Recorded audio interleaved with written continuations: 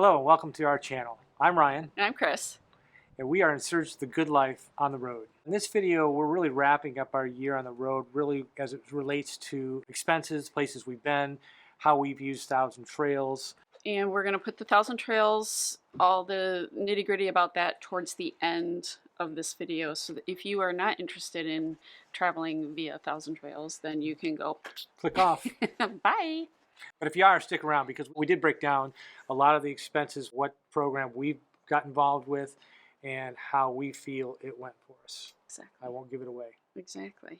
The video that we did just before this video, I will link it here, and that's our thoughts and reflections on our first year of travel as full-time RVers, and this video is going to be the nitty-gritty. Before we talk about any of our expenses, I'm going to soapbox for just a minute here. I did it in the first video of this series, but I'm going to do it again. All the numbers and everything that we have to share is based on our experience only. We travel with a fifth wheel and a big truck, and he works full-time, and we have chosen a way to travel. We don't call it camping, we don't call it glamping, we just call it travel. Right.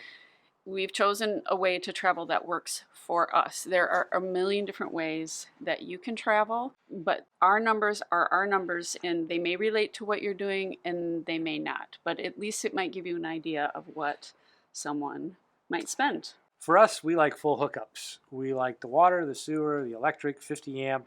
We like it all. Yeah, we don't have solar panels, lithium batteries, generators. We have a small generator, but just gets us by. So the fact is that how we travel and what we do works for us. Work full time, we need to have those types of things in place. We don't boondock. One of the things we mentioned in the first video is privacy. We are willing to give up privacy to have those hookups. A lot of people aren't willing to give up their privacy, so they're gonna choose to boondock, and there's bloggers out there that can teach you how to RV for really cheap. There's a ton of them, but that's not what we're doing. That's not how it's not like we want to spend as much money as possible, but this is just how our lifestyle has been with our full-time RVing. Right.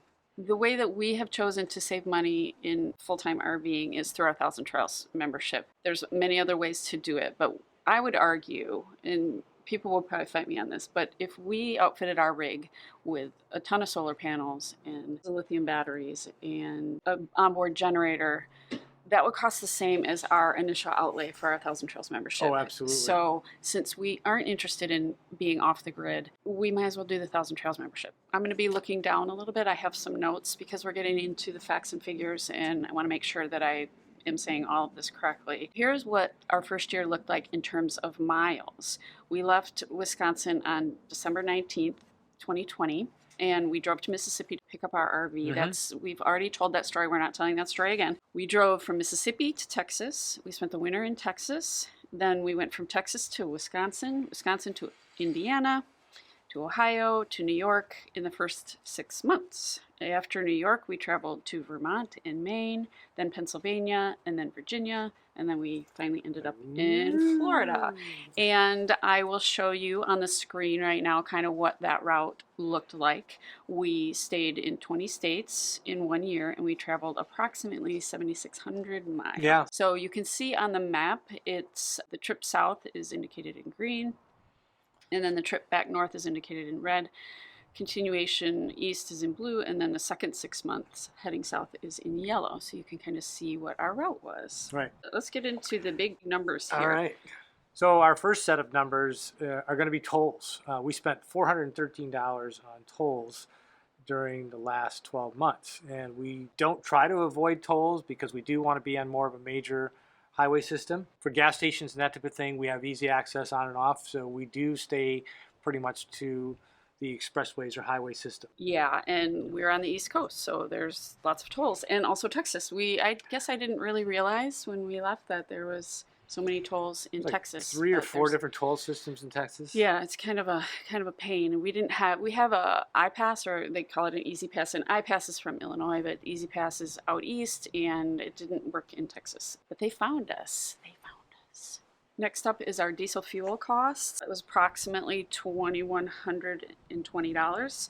This is calculated from destination to destination only. It doesn't include our running around Side trips. trips. That is the cost for just the travel portion. We did have about $200 in propane costs. That was primarily due to the fact that we were in Texas during the winter freeze. So we did have to get a few fills while we were down there. I can't really remember the last time I filled up now that we've been in Florida. And so our propane use is very minimal. And our hot water is electric Right. when it can be. So we don't use a lot of propane. Right. But we sucked it down in Texas, that's for sure. How about camping costs? Camping costs for 375 nights, we spent $6,659, which includes our Thousand Trails monthly dues, which add up to $814 a year. So we averaged $17.75 per night, which sounds kind of low, but that is where our Thousand Trails membership comes into play. Yeah. And we're going to talk about that more in depth at the end, because if you're not interested in hearing about Thousand Trails, that's fine. We understand. Our other monthly RV costs, and the campground number is based on the number that I just talked about, averages out to $550 a month. Our truck and RV payments, $933 a month. Insurance for the truck and rig, $195 a month. Mail and postage services, $25 a month. Internet service, not including our cell phones, is $140 because he has to have a really special internet for work. Miscellaneous RV equipment and supplies is $150 a month, and our storage units cost us $200 a month. This adds up to approximately $2,000 a month in RV expenses only. This number does not include RV repairs because that isn't really a monthly thing. Wink, wink. Luckily. It does happen quite a bit, but it's not monthly.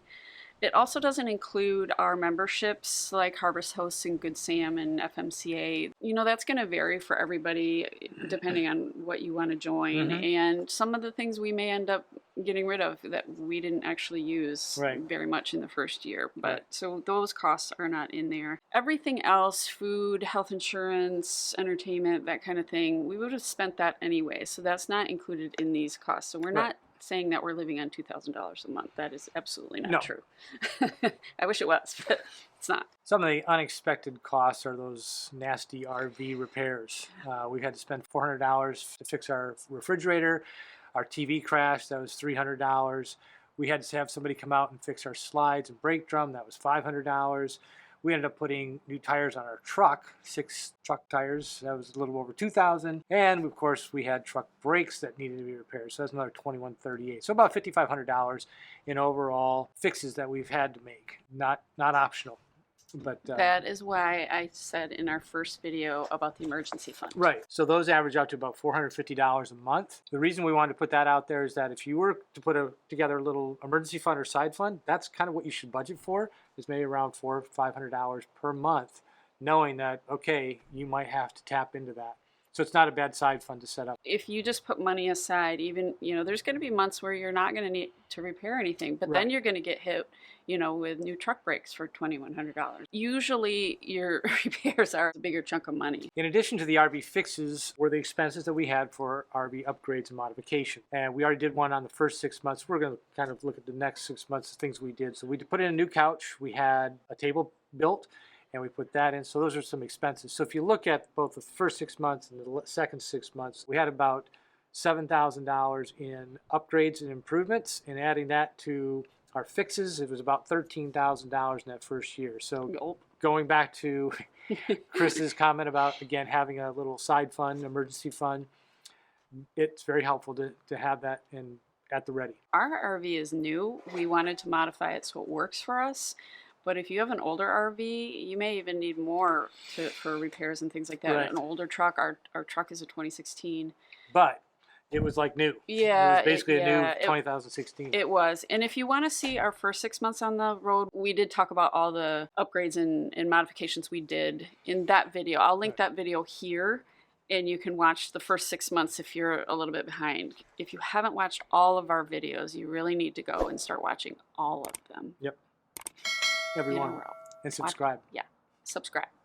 And give us a thumbs up. The next category is RV gear, things that you need for RVing. And I'm not even going to talk about that number because it's going to vary for everybody depending on the type of rig that you have and the way that you like to travel, everything. There's no way that I can tell you you need X amount of money for RV gear. You just don't know that. For us, the number was shocking. We have spent a lot of money on RV gear. That being said, we don't have that much more gear to buy. Like, No. we bought most of the gear. We don't. But I do have a tip in that you're going to watch a lot of videos and a lot of YouTubers giving you lists and lists of things that you need. And you really don't need everything that people are telling you that you need. What I did is I wrote down all the tips from all the YouTubers and other people, and I put them in a spreadsheet. Yeah, we did a good job with that. Yeah, I went and I priced things, and I put down in the spreadsheet where I thought we were going to purchase that thing. And then when we did purchase it, I put that down too. And then I prioritized those things. The first things that we had to buy were things we absolutely did need, like a sewer hose and a water hose. We didn't have any of that stuff. So we prioritized. We are still on that list, and we still have not purchased everything on that list after 1 year. Now we're down to more of the wants and not the needs. And I think we have everything we need. Yeah, we have everything that we need to obviously we're on the road and we're doing fine. But I was just freaked out at the beginning, like, oh my God, we have to buy so much stuff. And that's not necessarily true. Don't get bogged down in it. Right. So, but you're gonna have to budget a little bit. Right. A little bit for that. The next is really upgrades that we're still looking to do, or things we would like to do. Thinking about doing. Again, not needing, but more wanting. One of those are lithium batteries, and the other one would be the quick starts for our air conditioning units, because we do find ourselves sometimes at 30 amp locations where we can maybe limp on one, but it would sure be nice to maybe have a couple kicking in. The other upgrade that we are considering, as Chris mentioned in a previous video, one of the things she misses from home is a dishwasher. So we're giving some consideration to having a dishwasher installed. We have a compartment, and it's not really pre-piped, but it's right next to the sink. So, so it'll just be another place that will leak and that I will have to fix. But that's okay. That's not going to happen. That's not going to happen. And then the MORRIDE suspension, we're signed up to do that. We have an appointment, which, by the way, if you want a MORRIDE suspension upgrade, you better call them, because it took like a year to get an appointment there. What are we, November? We are October of 2022, and it's December. And I got that appointment, I think, in September or August of about a year in advance. 2021. Yeah. We still aren't 100% that we're going to do that. We have to do a little bit more research, but I thought we'd at least get on the list and get an appointment. And then possibly solar down the road if we keep this rig. We're just trying to decide. Right. Yes, I know solar is a great thing. You're not sucking energy off the energy grid, but at the same time, we usually travel with full hookups. So, right. Do you have any final thoughts on costs? I feel like the first 6 months, it was more than what we thought we would spend, for sure. And overall, I feel like it was still more. The second 6 months, we've slowed down a little bit. On that note, I guess I wasn't expecting to put basically $6,000 into the truck between brakes and tires. But then you look back and you're like, wow, we've traveled almost 45,000 miles since we bought that truck. With a big rig on the back, they had their life, 50, 60,000 miles. Yeah, they were not new tires when we bought the truck. Right. And it was a 2016. Yeah. But we feel better about that now. Yeah, I feel like this lifestyle is not inexpensive. It can be, like I said, no question. You can do it very inexpensively. We just choose. We're not doing it inexpensively, but this for us is our home, and we want to live a certain way. We aren't really saving money by doing this lifestyle. We're able to save money. We're still putting money in the 401k, right? But it's not. It didn't take us so much cheaper. I'm just looking. Oh my gosh! Over here is a gopher tortoise. I'm going to turn the camera around. There's this huge gopher tortoise. It's just hanging out. Bunch of grass. Just hanging out. So the one thing that we have to remind ourselves in order to stay within the budget is that we aren't on vacation, and that we are doing some special things for sure, but we can't do everything everywhere. Right. We'd like to, but we can't. At this point, let's talk about Thousand Trails. We're going to get into some specifics here with regards to the Thousand Trails cost, and again what it's meant to us. Yeah, and so if you are interested in Thousand Trails, thank you for watching, and give us a thumbs up. Give us a thumbs up and subscribe. If you are interested in Thousand Trails, Stick around. Stick around. Now, what we aren't going to tell you is all about Thousand Trails. If We're you just- want us to do a video about Thousand Trails, there is a lot of people that have done videos on Thousand Trails, and we are happy to do one as well and talk about our experiences and everything. This is really just about how Thousand Trails relates to our budget and how Specifically. we chose Thousand Trails as a way to save money Mhm. on our site fees. I would say, first of all, that our experience with Thousand Trails has really been good. It's been great. Yeah, Very positive. we've not had any issues with that whatsoever. We've been really happy with the purchase that we made, and we did upgrade, I think, down to the highest level that they have. Yeah.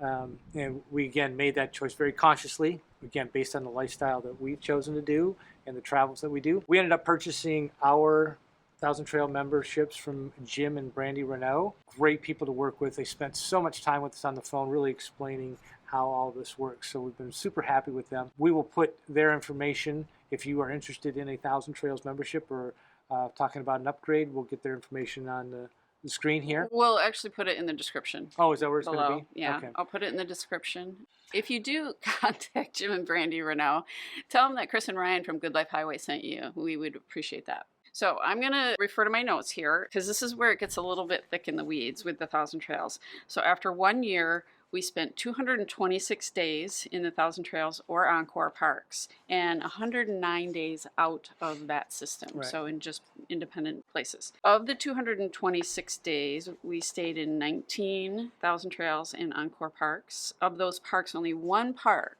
of the 19 parks was a big disappointment, and we ended up leaving before we even stayed there. And that's another whole story. But I think that's a pretty good record that I think it only is. one of them we ended up not staying at. Each Thousand Trails park is different, and you'll have a different experience with every park that you go to. Some of them are huge, like Thousand Trails Orlando, and That's a some biggie. of them are really, really small. Some are close to town, some are outside of town, some have lots of amenities, and some have very few. The absolute best thing about our Thousand Trails membership is the people that we've met. We've met more people through Thousand Trails at the campgrounds than Yeah. anywhere that we've been, really. Yeah, So- and we still keep in touch with folks. It's been a lot of fun. Very friendly people. Okay, so on to the actual cost. We stayed 226 days, as I said before. We averaged $7.45 a night based on our Thousand Trails dues of $86 per month and the fact that we stayed in 2 resorts that had a $20 a night fee. Yeah. We stayed 100 nights out of the system and we averaged $45.60 a night.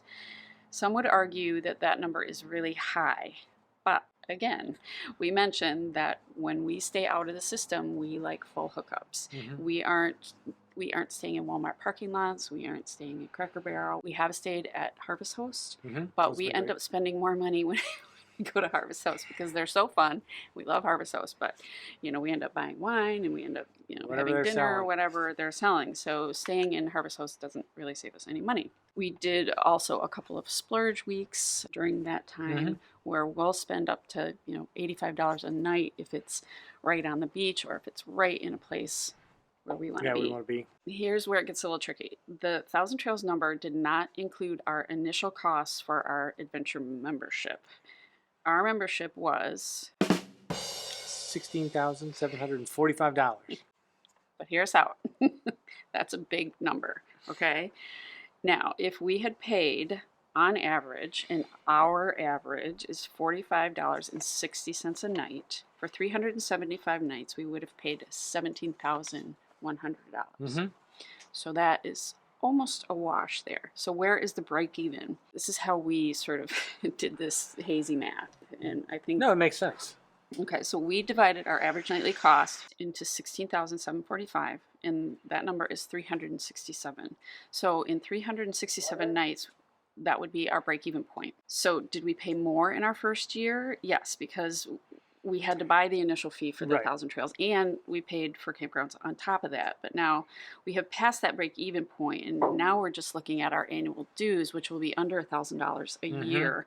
So technically, we don't have to spend any more than that if we don't want. We could stay in Thousand Trails all the time because of our membership. We don't have to leave the system Right. with the adventure membership. We feel like we've come to our break-even point on that. As we said earlier, there's lots of ways that you can lower your average nightly costs, but that number was what was for us. So we stayed in some really nice places in Galveston and Boston and St. Augustine. DC. We don't regret paying those higher numbers to go to those places that we really wanted to see. That's why we're on the road. So for us, Thousand Trails has really been a wonderful experience. It's going to be unique for everybody else, but we really enjoyed it. It has definitely served our needs, and now moving forward will save us a ton of money. And we won't always be in the system, but No, we could be. but while we are, it pays really well for When you us. stay somewhere for 3 weeks and you pay $0, it feels really good. So thank you for watching this. And keep watching more as we approach year 2 on the road.